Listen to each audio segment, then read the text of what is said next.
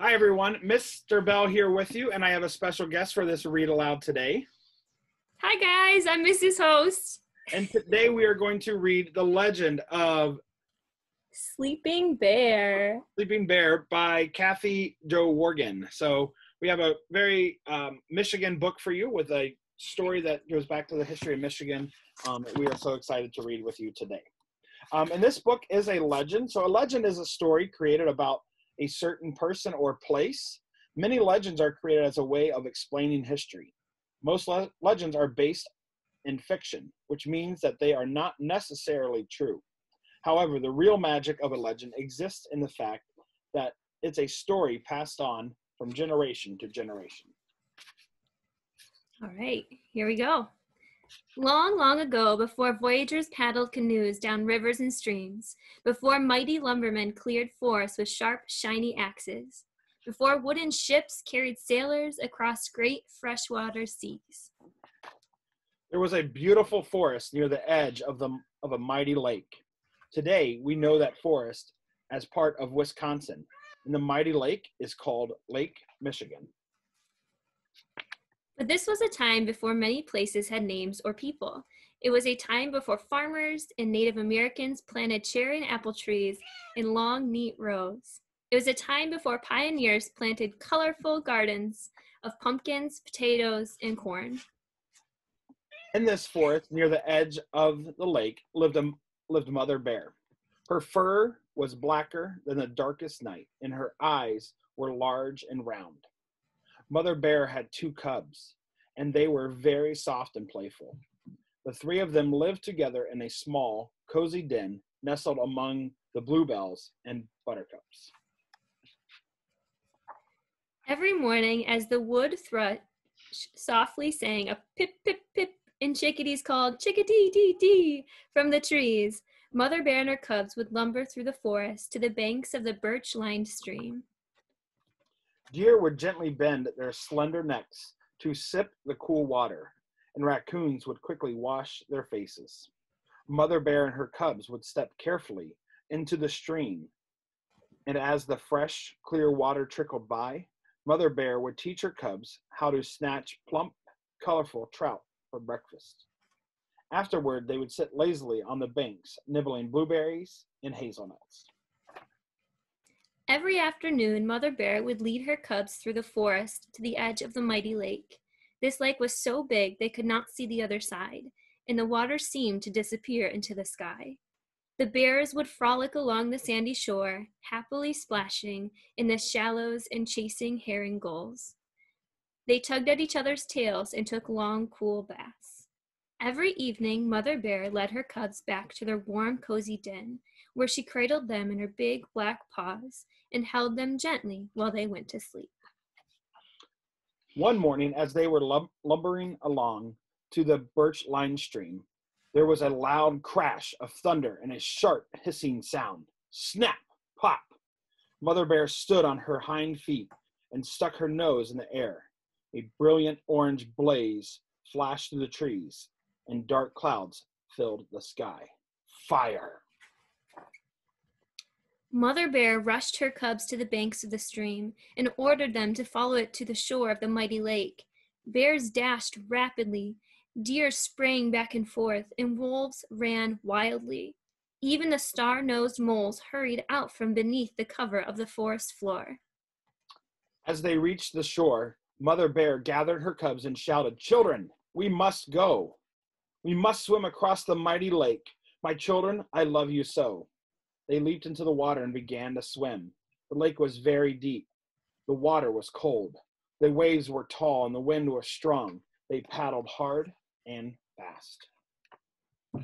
Mother Bear pleaded, "My children, do you promise that you'll swim with all your might? If we are to reach the other side, you must swim throughout the night." The faithful cubs promised their mother that they would swim with her with all of their might. They swam and they swam, growing weary and tired. They swam as the afternoon sun grew large and warm. They swam as the sun slipped below the horizon and the air grew cold. And as they swam, Mother Bear kept turning her large black face to make sure her cubs were not far behind. She watched as their paws struggled against the water, and as their soft, round faces became smaller and smaller between the waves of the mighty lake. Mother Bear grew worried. Soon, nighttime fell upon them. The sky grew dark, and the stars began to shine. Suddenly, the air seemed quiet, and the water became very still.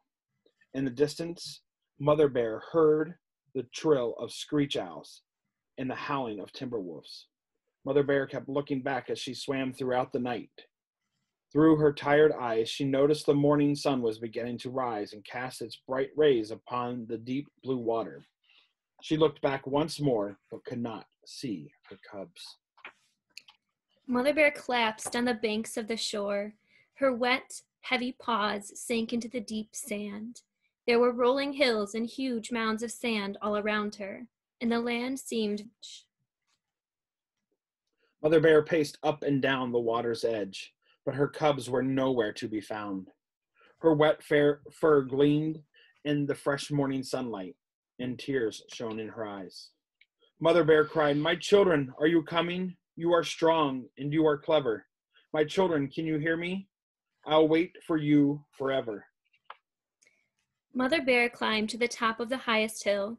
She looked out over the dark, deep water, but saw no sign of her cubs. Mother Bear called throughout the day, "My children, can you hear me?